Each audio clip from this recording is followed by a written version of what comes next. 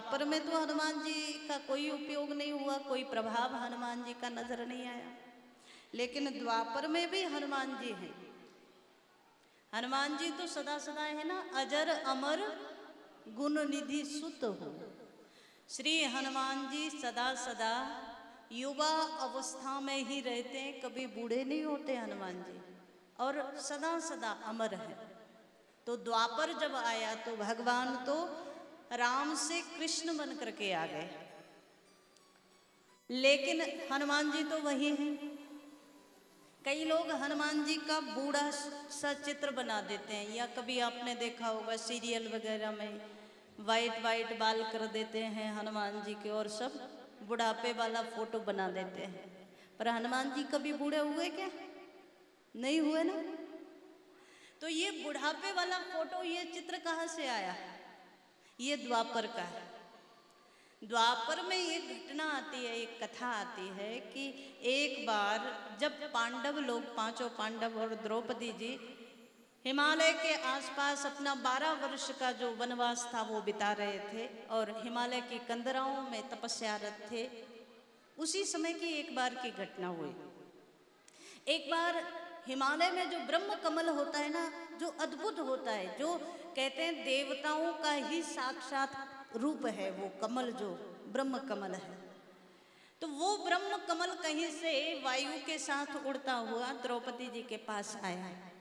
द्रौपदी जी ने देखा अद्भुत सुगंध जिसमें से आ रही है, और ये अद्भुत कमल, ये पुष्प कहाँ से आया?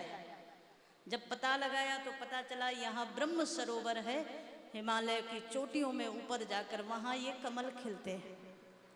अब माताओं की तो थोड़ी सी आदत होती है ना, कोई नई चीज देख लें, कोई ऐसी चीज देख लें तो पति देव के पीछे पड़ जाती कि यही चाहिए। तो आज द्रौपदी जी भीम जी के पीछे पड़ गई कि हमें तो यही पुष्प चाहिए, लेकर आओ हमारे लिए, हम इसी से श्रृंगार करेंगे।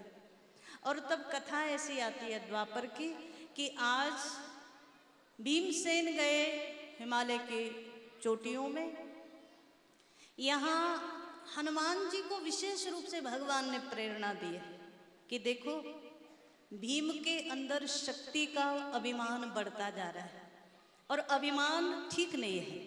तो भगवान ने प्रेरणा दी कि आप जाइए और भीम भैया का थोड़ा अभिमान जो बढ़ गया है उसको ठीक करिए। अभिमान भी एक बीमारी है। अब सब बीमारियों का तो पता चल जाता है, इसका पता ही नहीं चलता। जैसे बुखार आए तो आप टेम्परेचर नाप लेते हो ना, कितना है, पता चल जाता है कितना बढ़ा है, कितना घटा है। पर अभिमान के लिए कोई टेम्परेचर नापने का नहीं है महाराज, कोई थर्मामीटर ही नहीं, कैसे नापोगे? कब अभिमान बढ़ गया और कब घट गया पता ही नहीं चलता। तो आज भीम के मन में अभिमान बढ़ गया कि मुझसे ज्यादा ताकतवर दुनिया में कोई नहीं है। तो भगवान श्री कृष्ण रूप में द्वापर में विराजमान है। भगवान ने प्रेरणा कर दी हनुमान जी को, और हनुमान जी तो साक्षात वैद्य हैं ही। तो हनुमान जी एक बूढ़े बानर का रूप लेकर के यहाँ उपस्थित हुए, और जिस रास्ते से भीम गुजर रहे थे उसी रास्ते पर अपनी पूंछ फैला करके एक और कोने में जाकर के सो गए।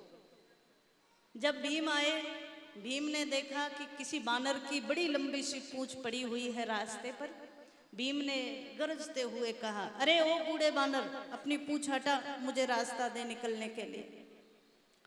हनुमान जी ने एक दो आवाज में तो सुना नहीं।